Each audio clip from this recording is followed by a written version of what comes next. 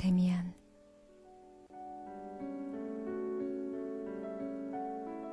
야곱의 싸움. 그 첫 번째 이야기.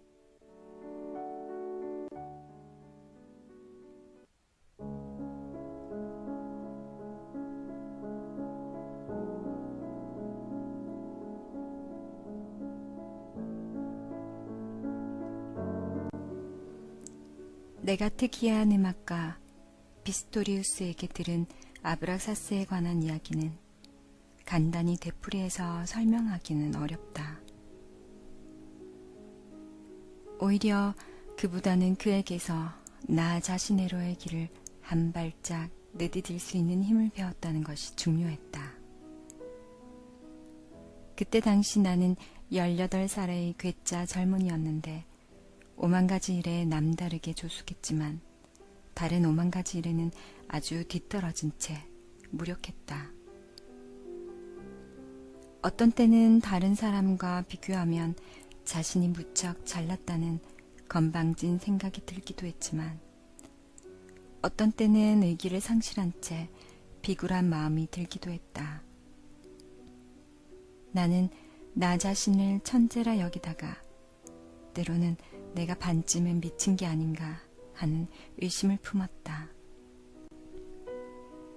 예를 들어 나는 내 동년배들의 즐거움이나 생활을 함께 나눌 수가 없었고 가끔은 그들과의 관계에서 절망적인 거리감을 느끼면서 내 생활의 폐쇄적인 것에 깊은 자책과 걱정이 들기도 했다.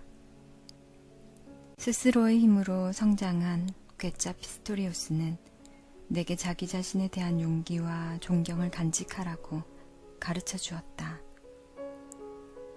나의 말 속에서, 나의 꿈 속에서, 나의 환상과 생각 속에서 그는 줄곧 가치 있는 어떤 것을 찾아내서는 그것들을 적절하게 해석해주고 진지하게 논했으며 내게 모범을 보여주었다.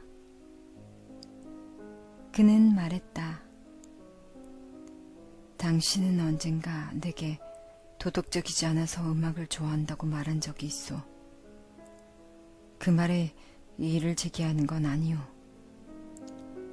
하지만 당신 자신이 바로 그 도덕가가 되어서는 안 돼요. 다른 사람과 자기 자신을 비교하지 마시오. 가령 자연이 당신을 박쥐로 만들었다면 타조가 되려고 애쓰지 말란 말이오. 당신은 번번이 자기를 별난 사람이라고 생각하고는 보통 사람과 다르다며 자신을 자책하고 있어. 그런 생각을 버리시오. 불을 들여다보고 흘러가는 구름을 보시오. 그래서 어떤 예감이 당신을 찾아들고 당신의 영혼 속에서 어떤 목소리가 들리기 시작하면 그것들에 당신의 몸을 맡기시오. 그것이 선생님이나 아버지 혹은 하나님의 뜻과 일치하는지를 그들의 마음에 드는지를 맨 먼저 묻지 마시오. 그런 물음이 사람을 망치는 거요. 그렇게 함으로써 사람들은 안전하게 인도로 걸으면서 화석이 되고 마는 거요. 이봐요, 싱클레어. 우리의 신은 아브락사스요. 그는 신인 동시에 악마지요. 그는 자신의 내부의 밝은 세계와 어두운 세계를 동시에 지니고 있어. 아브락사스는 당신의 생각이나 꿈에 대해 어떤 이의도 제기하지 않을 것이오. 그것을 결코 잊지 마시오. 그러나 만약 당신이 흠잡을 데 없이 모범적인 평범한 사람이 되어버리면 그는 당신을 버릴 것이오. 당신을 버리고는 자신의 사상을 요리하기 위한 새로운 그릇을 찾아가고 말 것이오. 나의 모든 꿈 중에서 그 어두운 사랑의 꿈이 가장 충실했다. 나는 매우 자주 그 꿈을 꾸고 문장의 새 밑을 지나 옛날 우리 집으로 들어가 어머니를 포옹했는데 다시 보면 나는 어머니 대신 키가 크고 반은 남성이며 반은 여성인 어떤 사람을 끌어안고 있었다. 나는 그 여자에게 일종의 두려움을 느꼈지만 그럼에도 타는 듯한 동경으로 그 여자에게 밀착되려고 애썼다. 나는 이 꿈에 관해서만은 비스토리우스에게 이야기할 수 없었다. 다른 온갖 이야기는 그에게 다 하면서도 그 이야기만은 남겨두었다. 그 꿈은 나의 은신처이며 나의 비밀이며 나의 피난처였다. 나는 심정이 착잡할 때는 이래 비스토리우스에게 옛날 북스테우데의 바사칼리아를 연주해달라고 부탁하곤 했다. 그럴 때면 어스름한 저녁의 교회 안에서 자신의 내면으로 빠져들어 스스로에게 귀를 기울이고 있는 듯한 이 기이하고 친숙한 음악에 빠져 넋을 놓고 앉아 있었다. 그 음악은 항상 나에게 도움이 되었고 영혼의 소리에 정당성을 부여할 준비를 갖추게 해주었다. 오르간 소리가 이미 잦아든 뒤에도 우리는 잠시 교회 안에 머물며 희미한 저녁빛이 고딕식 창문을 통해 비추다가 이윽고 사라져버리는 것을 바라보곤 했다. 피스토리우스가 말했다. 내가 이전에는 신학자였고 하마터면 목사가 될 뻔했다는 이야기가 어쩌면 우습게 들릴지도 모르겠어. 하지만 그때 일은 다만 형식상의 오류에 불과했어. 목사는 여전히 나의 천직이고 나의 목표여. 단지 나는 너무 일찍 만족했고 아브락사스를 알기도 전에 여호와에게 몸을 맡겼던 거요. 모든 종교는 아름답소. 종교는 바로 영혼이요. 사람이 그리스도교의 만찬을 먹든 메카로 순례를 가든 그것은 매 한 가지요. 그렇다면 당신은 진정한 목사가 될 수 있었을 텐데요. 아니, 싱클레어, 그렇지 않소. 그럼 나는 거짓말을 해야 했을 거요. 우리들의 종교는 마치 종교가 아닌 것처럼 행해지고 있어. 꼭 해야 한다면 나는 아마 가톨릭 교도는 될 수 있을 거요. 하지만 신교의 목사는 될 수 없어. 얼마 안 되는 진짜 신자들을 몇 명 알고 있는데 그들은 성경을 완강하게 문자 그대로의 뜻으로만 믿고 있어. 내가 그들에게 그리스도교는 개인이 아니라 신인 동시에 인간이며 신화이며 인류가 자기 자신을 영원의 벽에다 그려놓은 한 장의 거대한 영상이라고 어떻게 말할 수 있겠소. 게다가 그 밖에 현명한 설교를 듣고자 하는 사람들, 의무를 이행하려는 사람들, 무슨 일에서든지 태만하지 않으려고 교회에 오는 사람들에게 대체 내가 무슨 이야기를 할 수 있겠소. 그들을 개종시키고 싶소. 하지만 나는 그런 뜻이 전혀 없소. 목사는 개종시키는 사람이 아니오. 목사는 단지 신자들 사이에서 자기와 같은 사람들 사이에서 살아가는 것이오.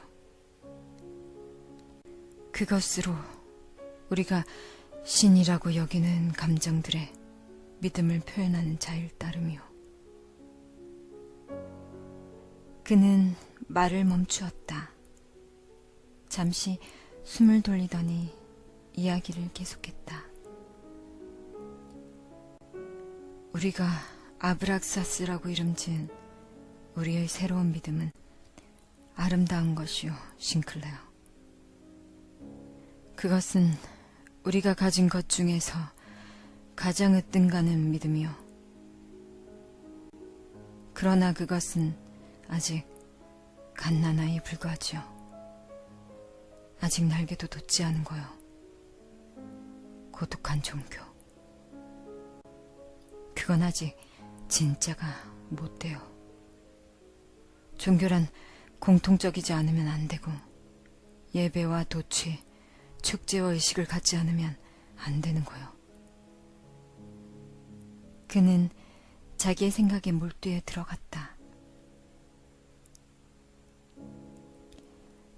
그 의식을 혼자서나 아니면 조그만 단체에서 수행할 수는 없나요?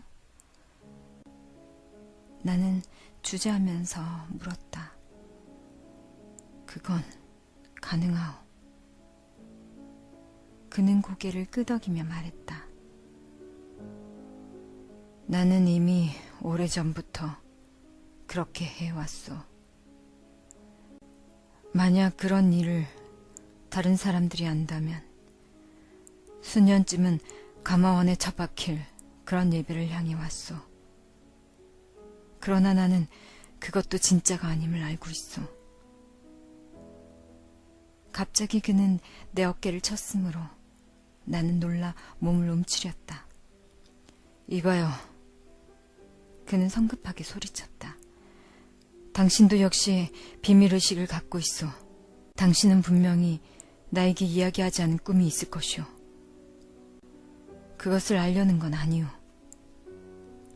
그러나 분명히 말해두지만 당신은 그 꿈을 갖고 살아가시오. 그것을 갖고 놀고 그것을 위한 재단을 마련하시오. 완전하진 않지만 그러는 것도 하나의 길일 수 있어. 우리들이 당신과 나 그리고 몇몇 사람들이 이 세계를 개선할 수 있을지는 장차 알게 되겠지요. 그렇지만 그동안 우리는 우리의 내부에서 그것을 매일같이 개선해 나가지 않으면 안 돼요. 그렇지 않으면 우리의 존재는 의미가 없소. 생각해 보시오, 싱클레어. 당신은 이제 18살이요. 당신은 매춘부의 뒤를 따라가지는 않을 것이오. 그러고 보면 당신은 아마 사랑의 꿈이나 사랑의 소원을 갖고 있을 것이 분명하오. 아마도 당신은 그것의 공포를 느끼고 있겠지. 두려워하지 마시오. 그것이 바로 당신이 가진 것 가운데서 최상의 것일 테니 말이오. 당신은 나를 믿어도 좋소. 나는 당신과 같은 나이 때 내 사랑의 꿈을 너무 억눌렀기에 많은 것을 잃었소. 그래서는 안 돼요. 아브락사스를 아는 사람이라면 더 이상 그래서는 안 돼요. 두려워해서는 안 되며 영원히 우리의 내부에서 소원하는 것이 무엇이든지 금지됐다고 생각해서는 안 돼요. 나는 깜짝 놀라 그의 말에 반박했다. 하지만 마음에 떠오르는 일을 무엇이든지 해도 된다는 것은 아닐 텐데요. 자신의 마음에 들지 않는다고 사람을 죽여서는 안 되니까요. 그는 내게 다가섰다. 형편에 따라서는 그것도 허용될 수 있어. 대개는 착각에 불과하지만 내 말 역시 당신의 뇌리에 떠오르는 일이라고 무엇이든지 간단하게 해치워 버리라는 건 아니오. 그렇지는 않아요. 하지만 당신의 마음에 떠오른 그 자체의 좋은 의의를 가진 어떤 일을 배척한다든가 그것의 도덕적인 잣들을 들이댐으로써 그것을 망쳐서는 안 된다는 말이오. 자신이나 다른 사람을 십자가에 못 박는 대신 엄숙한 생각으로 와인을 마시며 희생의 비법을 생각해 볼 수도 있는 거지요. 물론 그런 행위를 하지 않고서도 자신의 충동과 유혹을 존경과 사랑으로 취급할 수도 있을 거요. 그것들은 자기의 뜻을 나타내요. 그것들은 다 뜻을 지니고 있으니까요.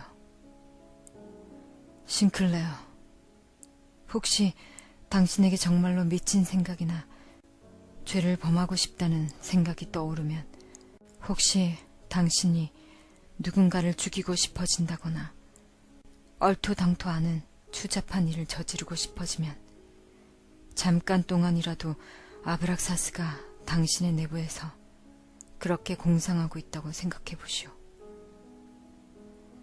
당신이 죽이고 싶은 어떤 사람은 실제하는 사람이 아니라 단지 하나의 껍데기에 불과한 것이고, 우리가 어떤 사람을 미워하는 것은 그의 형상 속에서 우리들 자신의 내부에 숨어있는 그 무엇인가를 미워하는 것이요. 우리들 자신의 내부에 존재하지 않는 것은 진정으로 우리를 흥분시키지는 못하는 법이니까 말이요. 피스토리우스가 이토록 나의 내심을 정확하게 지적하는 말을 한 건 처음이었다. 나는 대답할 수가 없었다. 그러나 나를 가장 강하게 또는 가장 기묘하게 감동시킨 것은 이 친구가 이미 여러 해 전부터 내 마음속에 울리고 있는 데미안의 말과 똑같은 음향이라는 사실이다. 그들은 피차 서로에 대해 아무것도 아는 바가 없지만 그들은 내게 똑같은 소리를 한 것이다. 피스토리우스가 나지막한 목소리로 말했다. 우리가 보는 사물이란 우리들의 내부에 있는 것과 똑같은 것이오. 우리가 우리의 내부에 갖고 있는 것 이외의 현실은 존재하지 않는 법이오. 그렇기 때문에 대부분의 사람들은 그렇게 비현실적으로 살고 있지요. 그들은 단지 외부의 형상만을 현실이라 여기고 자신의 내부에 들어있는 그들만의 독자적인 세계의 목소리에 귀 기울이지 않고 있는 거요. 그렇게 한다면 행복할 수는 있을 거요. 내가 만일 일단 다른 길을 발견한다면 더 이상 대부분의 사람들이 가는 길을 달려가지는 않을 거요. 싱클레어, 대다수가 가는 길은 편하지만 우리들의 길은 힘든 거요. 그렇지만 우리는 우리의 길을 갑시다.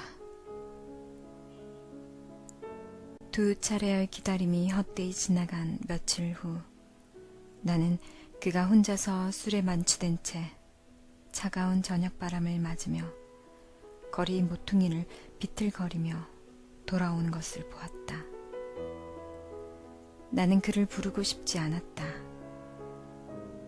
그는 나를 알아보지 못하고 그냥 내 곁을 지나쳤는데 마치 미지의 것이 자신을 부르는 어두운 소리를 뒤따라가는 것처럼 불타는 듯한 고독한 시선으로 앞쪽만을 응시하고 있었다. 나는 얼마쯤 뒤처져 그를 따라갔다. 그는 마치 유령처럼 광신적이지만 다소 흐트러진 걸음걸이로 철사줄에 끌려가는 것 같았다. 처연한 심정이 되어 나는 집으로 구원을 얻지 못한 꿈의 세계로 되돌아왔다. 저렇게 해서 지금 그는 자신의 내부에서 세계를 새롭게 하고 있구나. 나는 이렇게 생각했다. 그러나 다음 순간 그 생각은 저속하고도 도덕적이라고 느껴졌다. 그의 꿈에 대해 내가 알고 있는 게 대체 무엇이란 말인가? 그는 그렇게 치안 속에서도 내가 불안스럽게 나의 길을 가는 것보다는 훨씬 더 확실히 그의 길을 가고 있는 것이리라.